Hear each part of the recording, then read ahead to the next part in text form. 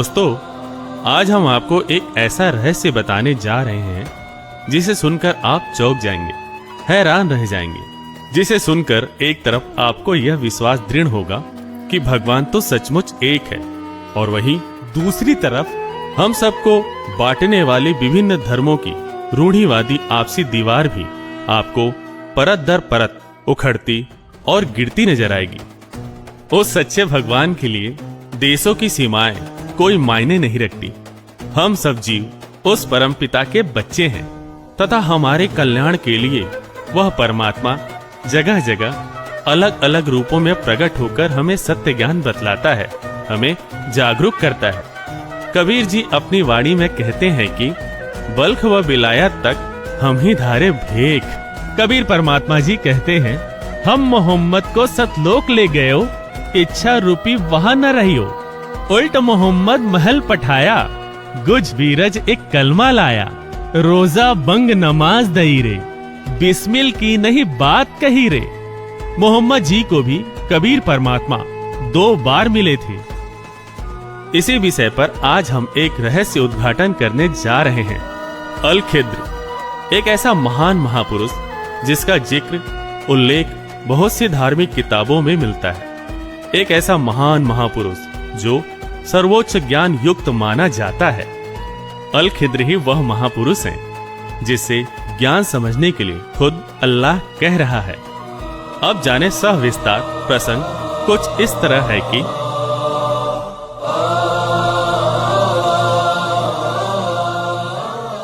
एक बार किसी ने हजरत मूसा जी से पूछा कि इस दुनिया में सबसे ज्यादा इल्म किसके पास है।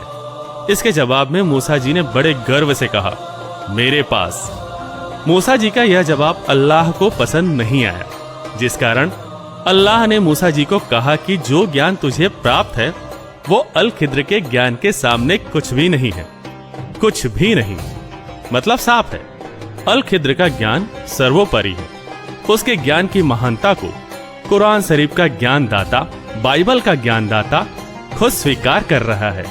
ये बात पवित्र गीता जी से भी मेल खाती है, जिसमें गीता ज्ञान देने वाला अध्याय 4 के श्लोक 34 में कहता है कि संपूर्ण आध्यात्मिक ज्ञान किसी तत्वदर्शी संत के पास है, उससे जाकर पूछो। मूसा जी अल-खिद्र के पास जाते हैं, लेकिन वो अल-खिद्र पर विश्वास नहीं कर पाते।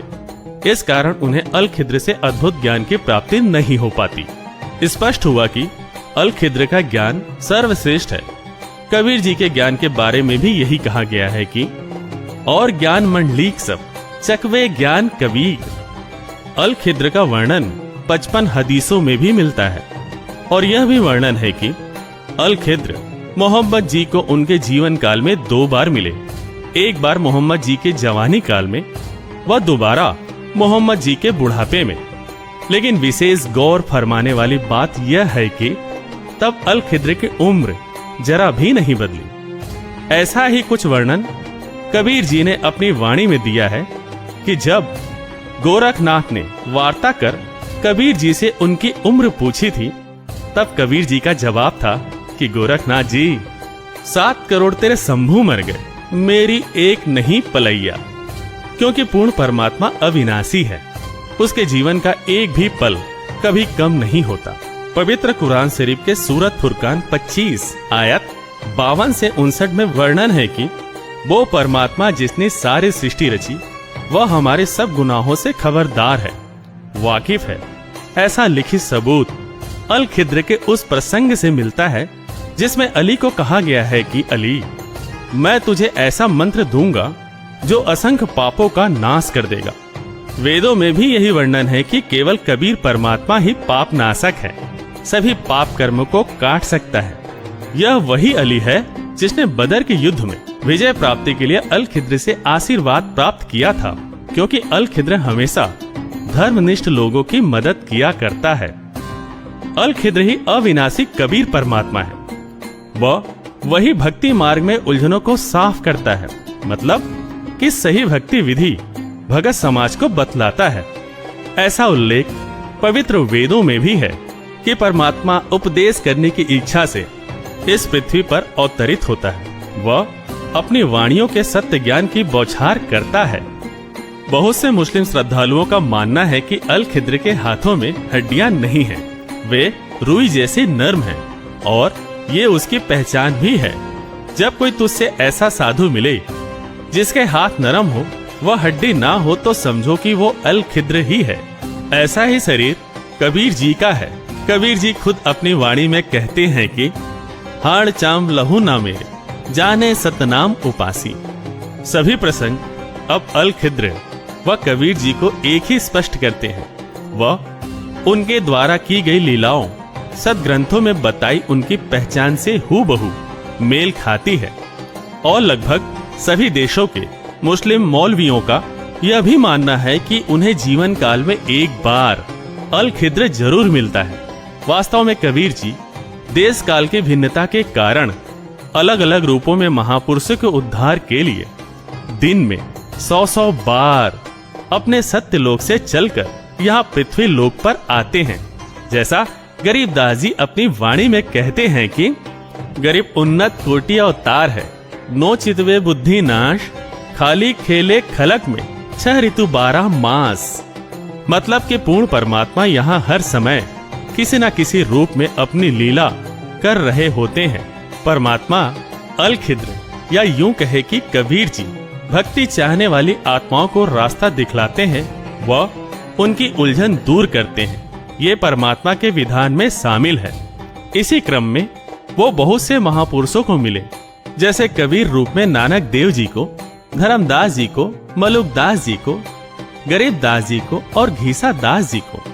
तो हजरत मोहम्मद जी को अल खिद्र रूप में मिले और महान कवि रूमी को समस्तर बेच के रूप में। जी हाँ, हम 13वीं सदी के महान रूमी की बात कर रहे हैं, जो महानतम कवियों में से एक माने जाते हैं और जिनको पूर्वी व पश्चिमी सभी देशों में बड़ी शिद्दत के साथ पढ़ा व सुना जाता रहा है। उनको भी पूर्ण परमात्मा अल खिद्र या यूं कहे कि कबीर जी समस्तर बेच के नाम से मिले थे। वह उनको सर्वोच्च आध्यात्मिक ज्ञान से रूबरू करवाया था, जिससे प्रभावित होकर कवि रूमी ने भी एक ग्रंथ प्रसिद्ध मसनवी की रचना की, जिसमें उन्होंने अपने गुरु समस्तर बेच की महिमा का अद्भुत वर्णन किया है। रूमी ने अपनी मुर्शीद समस्तर बेच से दीक्षा प्राप्त कर इबादत की व प्राचीन परंपरागत साधनाओं को त्याग दिया, जिस कारण उनका भी वहां घोर विरोध हुआ था। रूमी की रचनाओं में बल्ख शहर के बादशाह इब्राहिम सुल्तान अधम का भी उल्लेख है, जिसमें यह वर्णन है कि इब्राहिम को अल खिद्र के दर्शन हुआ करते थे, जिससे प्रभावित होकर उन्होंने राजगद्दी त्याग दी थी। यहाँ इब्राहिम सुल्तान के प्रसंग में तो यह तो बिल्कुल स्पष्ट हो जाएगा कि अल खिद्र ही कबीर जी हैं। संत गरीबदास जी, जिनको कबीर परमेश्वर जी मिले थे, उन्होंने भी अपनी वाणियों में इब्राहिम सुल्तान अधम जी का उल्लेख किया है और बताया उनको कबीर जी मिले थे। गरीबदास जी महाराज अपनी वाणी में कहते हैं, हम सुल्तानी नानक तारे दादू को उपदेश दिया, जात जुलाहा भेद न पाया, काशी माहे कबीर हुआ। वास्तव में जिस महापुरुष की रूमी ने अल खिद्र समस्तर बेच के नाम से महिमा गाई है, उसी की संत गरीबदास जी ने भी कबीर नाम से महिमा गाई है, क्योंकि है तो दोनों एक ही। अब तक के सभी प्रसंगों प्रमाणों से यह स्पष्ट हो जाता है कि परमात्मा एक है। वह वही अलग अलग रूप बनाकर हमें सत्य ज्ञान बतलाता है।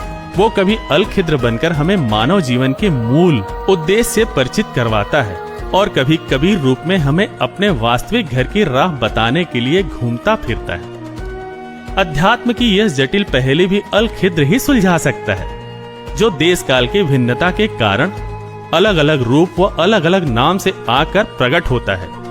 आज वही अल खिद्र कबीर परमात्मा भारतवर्ष की धरा मंडल पर संत रामपाल जी के रूप में अवतरित है, जिसके ज्ञान का कोई सानी नहीं, कोई टक्कर नहीं, जिन पर कुरान शरीफ के सूरत फुरकान 25 के आयत 52 से 59, तो वही पवित्र गीता जी के अध्याय 4 के श्लोक 34 भी पूरी तरह से फिट होते हैं कि यही वो बाखबर संत हैं, तत्वदर्शी संत हैं।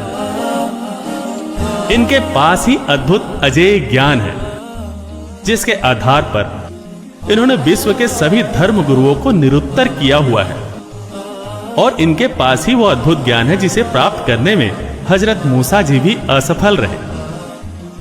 इनके पास ही वो मूल मंत्र है जो हमारे अनगिनत पापों का नाश कर सकता है। इनके पास ही वो मूल तत्व गुण ज्ञान है जो सुखमय जीवन का आधार है और सर्वजीव आत्माओं की भक्ति कराकर उनका वास्तविक घर सत्यलोक अर्थात पूर्ण मोक्ष प्राप्त कराने वाला है।